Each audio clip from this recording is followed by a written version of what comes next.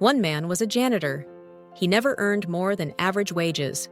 No fancy degrees, no financial training. When he died, he left behind $8 million. Another man was a Harvard-educated investment advisor. He made millions. He lost everything. How? Morgan Housel opens the psychology of money with that exact story. Because money isn't just about math, it's about behavior. You can be brilliant and go broke. You can be average and become wealthy. The difference is not what you know, it's how you think. Most financial advice is about spreadsheets. This book is about psychology, about emotions, about blind spots, about the quiet forces that shape our financial lives. This video is not here to teach you how to get rich. It's here to show you why some people never stay rich, and why others, quietly, always will. Morgan Housel spent years studying how people interact with money. But instead of looking at numbers, he looked at patterns. He realized something that most financial experts ignore. Financial success is not a hard science. It's a soft skill. It's not about being smarter. It's about being calmer, more patient, more aware of your own emotions. Because money isn't logical. It's emotional. We save out of fear. We spend out of ego. We invest out of hope, and we panic out of regret. Housel's core idea is simple. Doing well with money has little to do with how smart you are, and a lot to do with how you behave when it matters most. That's why this book doesn't offer a formula. It offers a mindset, a new way to think about wealth, freedom, risk, and what money is actually for. And once you understand that, your entire financial story can change. Luck and risk are twins. Success stories love to focus on effort, strategy, and discipline. But Morgan Housel reminds us of something uncomfortable. Behind every great fortune, there's a shadow of luck. Bill Gates became the wealthiest man in the world, but few mention that he was one of the only teenagers in America, with access to a computer at his school in 1968. Was he brilliant? Yes. Did he work hard? Absolutely. But someone else, equally smart and driven, just didn't have the same lucky break. On the other side is risk, the same force, flipped. Someone starts a business, follows the right advice, and still loses everything because of a twist they couldn't control. Housel says luck and risk are siblings. You can't fully control either, but you can respect both. So when you look at someone successful, don't copy blindly. And when you look at your own life, don't judge too harshly. Because sometimes, the difference between triumph and tragedy, it is nothing more than timing. Getting wealthy versus staying wealthy. Getting rich and staying rich are two completely different skills. One requires boldness, the other, restraint. You can get rich by taking big risks, chasing opportunities, and betting on yourself. But staying rich? That requires humility, patience, a deep respect for uncertainty. Morgan Housel says it best. The first rule of compounding is never to interrupt it unnecessarily. In other words, don't blow up what's already working.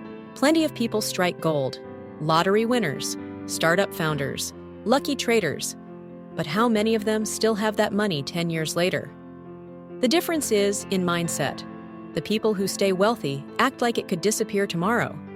They avoid the big mistake. They leave margin for error.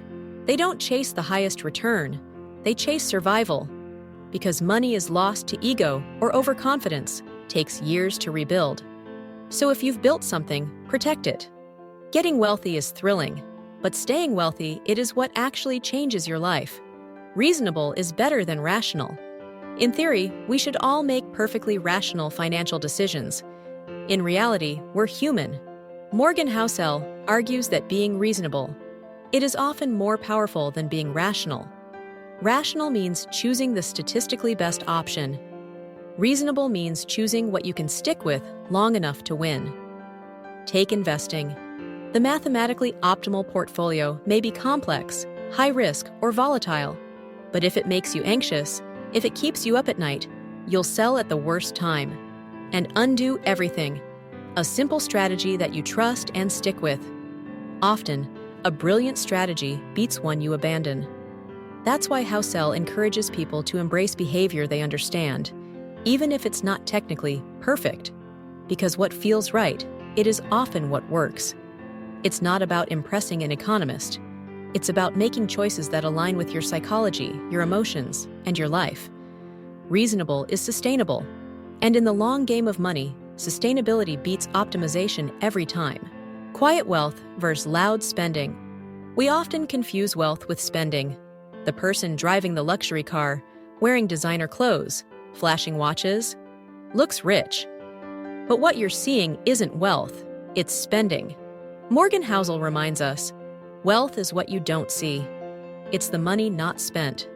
The investments are quietly compounding. The freedom is quietly growing. Many truly wealthy people don't look the part. They don't feel the need to show it, because they're playing a different game. Meanwhile, some people look wealthy to impress others, but live paycheck to paycheck behind the scenes. Housel says we shouldn't envy what we see until we understand what's behind it. True wealth is invisible. It's silent.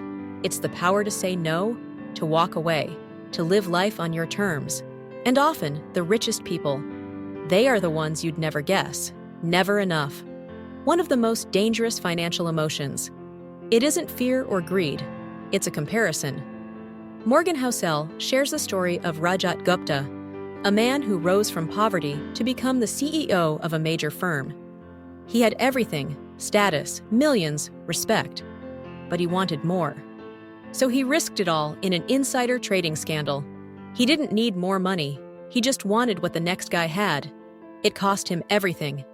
The same happened to Bernie Madoff. He wasn't trying to get rich. He was already rich.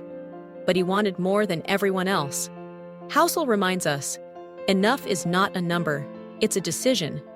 If you don't define what enough looks like for you, you'll keep moving the goalpost.